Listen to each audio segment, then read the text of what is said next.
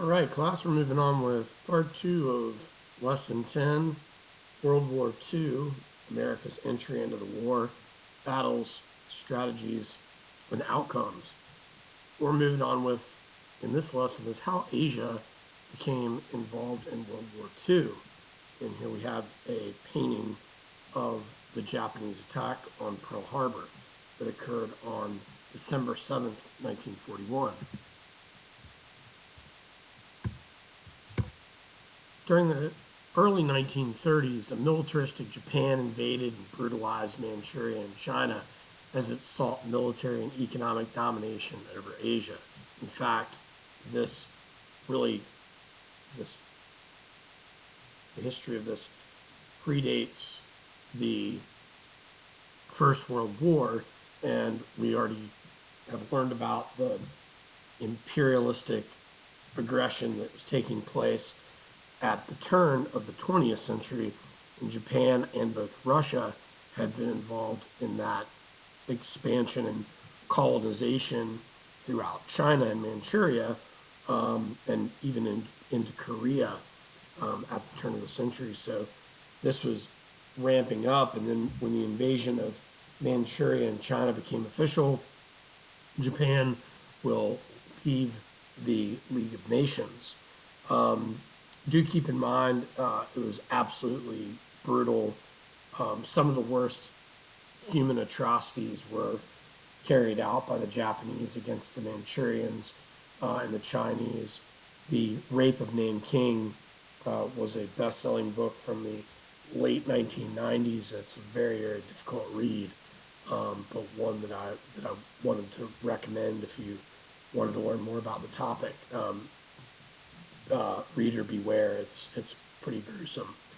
The United States refused to recognize Japanese conquests in Asia and imposed an embargo on exports of oil and steel to Japan. Also keep in mind that America was not backing the leadership of Chairman Mao Zedong, but rather the leadership of Chiang Kai-shek, and that will carry on through the war. Tensions rose, but both countries negotiated to avoid war. So here on the left, we see the Japanese control of Manchuria, Korea, China, and Indochina, and then the Japanese occupation of Chinese Manchuria in 1932. While negotiating with the United States and without any warning, Japan carried out an air attack on the American naval base at Pearl Harbor, Hawaii, on December 7th, 1941, aka Operation Z. This was planned by Japanese military leaders Hideki Tojo and Admiral Yamamoto. The attack destroyed much of the American Pacific Fleet and killed several thousand Americans. Fortunately, the American aircraft carrier fleet was out on a training exercise that day. Roosevelt called it a day that would live in infamy, and he asked Congress for a declaration of war on Japan. Once we declared war on Japan, Germany will honor their alliance with Japan and will declare war on the United States on December 11th, 1941. And here are two of the battleships that were attacked. The two of the most famous, the USS Arizona, obviously the most famous, which is now the memorial at Pearl Harbor. So here we have some propaganda: avenge December 7th on the left, and then we were highly resolved that these dead shall not have died in vain. Sorry, we here highly resolved that these dead shall not have died in vain. Remember December 7th. After Pearl Harbor, Hitler honored a pact with Japan, declared war on the United States. Just several days after the attack, Japan quickly took over Guam, Wake Island, the Philippines, Hong Kong, and Singapore. Japan controlled an empire that spanned nearly 10% of the globe. U.S. forces were ultimately taken prisoner or forced out of the Philippines, Guam, and Wake. Upon leaving the Philippines for Australia, U.S. Army Commander General Douglas MacArthur famously said, "I shall return." His command was handed over on the ground to General Jonathan Wainwright, who was left in command of American forces who were captured by the Japanese and ultimately forced along the Bataan Peninsula in what became known as the Bataan Death March. Here we have a piece of American propaganda. Stop him and the job's done.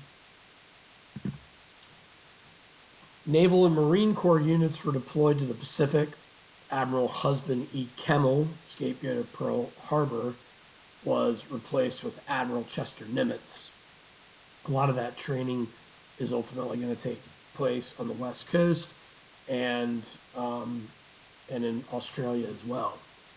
In April of 1942, 75,000 American and Philippine soldiers were captured and marched up the 100-mile Bataan Peninsula in what became known as the Bataan Death March.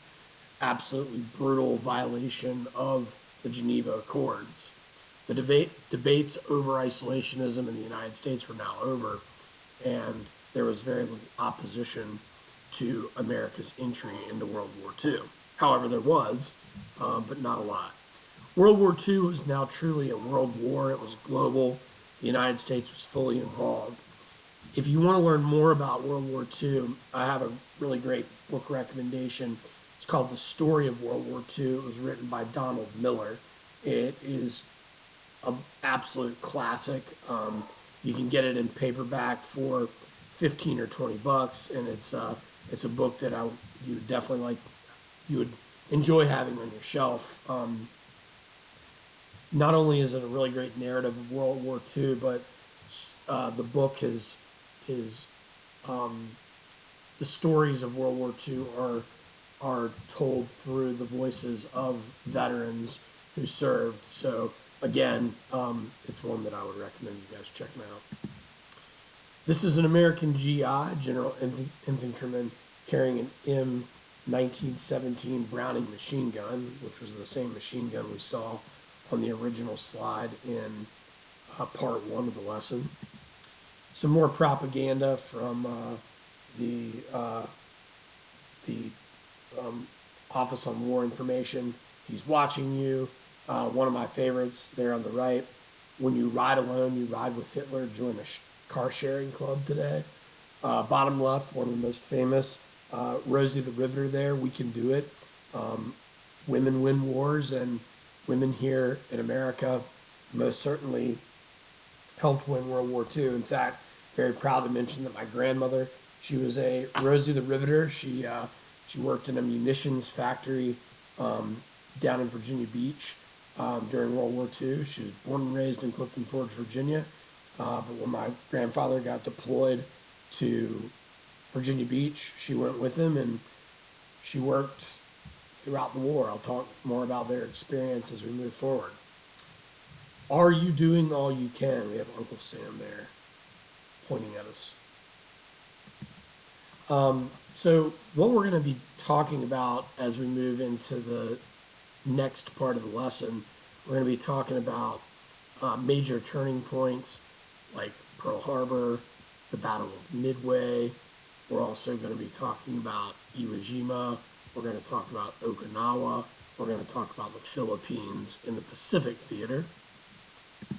And in the European and North African theaters of war, we've already talked about the Battle of Britain. We'll talk a little more about that. We're also going to be talking about D-Day, also known as the Normandy landings. We're going to talk about the Battle of the Bulge, and then the surrender in Berlin. That's in the Western campaign. Down in Italy, we're going to talk about Operation Husky, and in North Africa, we're going to talk about the Battle of El Alamein. Over here in Eastern Europe, we're going to talk about the Battle of Stalingrad. We're also going to talk about the siege of Moscow, Leningrad, and we're going to talk about Kiev. So wartime strategies reflected the political and military goals of alliances, resources on hand, and the geographical extent of the conflict. Here we have the big three meeting at Yalta on the Crimean to discuss bringing about an end to the war in Europe. We have Winston Churchill on our far left.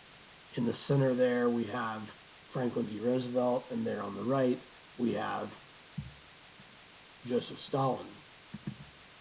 Here's a better and more healthy-looking shot of President Roosevelt. Roosevelt actually passed away just a couple of months after the meeting at Yalta.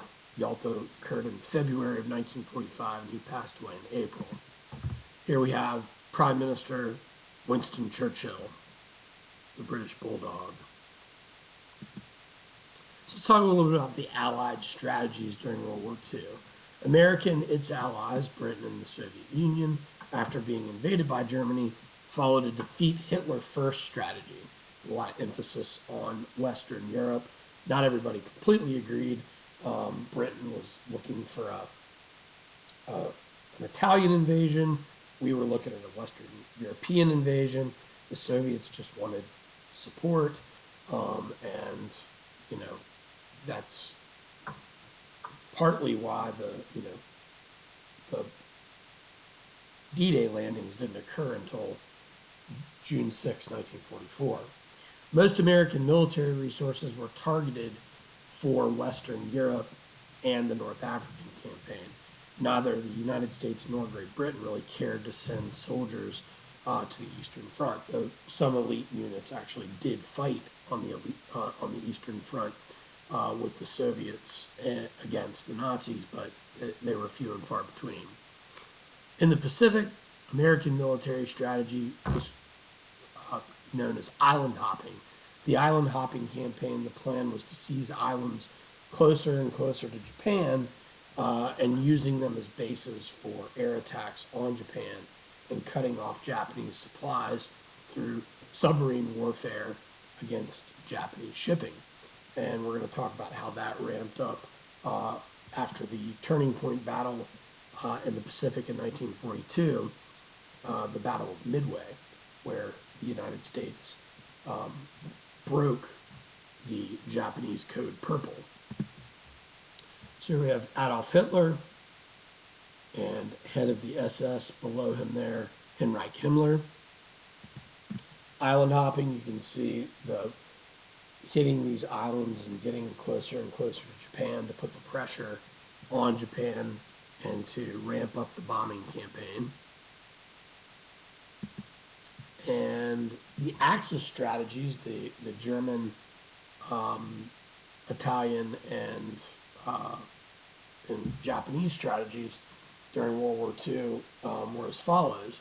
Germany was hoping to defeat the Soviet Union quickly, gain control of Soviet oil fields, and force Britain out of the war through a bombing campaign, the Battle of Britain, which didn't work out for the Luftwaffe, and then launch submarine warfare against England and possibly an invasion of England known as Operation Sea Lion, which did not come to fruition either.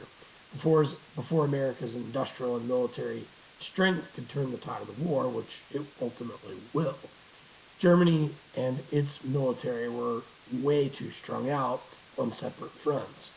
They were in Western Europe as a result of the invasion of Western Europe and France. They were in Eastern Europe as a result of Operation Barbarossa, the invasion of Russia.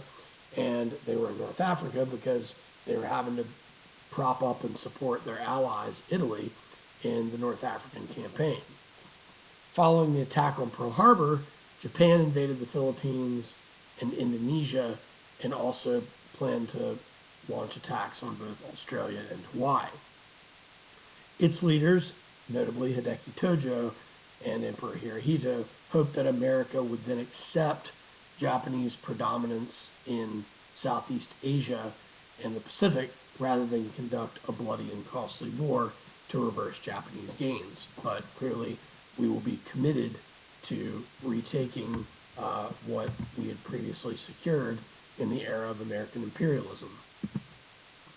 And this is where we're going to stop today. This is a image of the attack on Pearl Harbor, December 7th, 1941. So if you've got any questions, please feel free to reach out. And again, if you want to learn more about this war and you want to pick up a great book, highly recommend Donald Miller's The Story of World War II. I will see you for part 3 later on. Thank you very much. Take care. Bye-bye.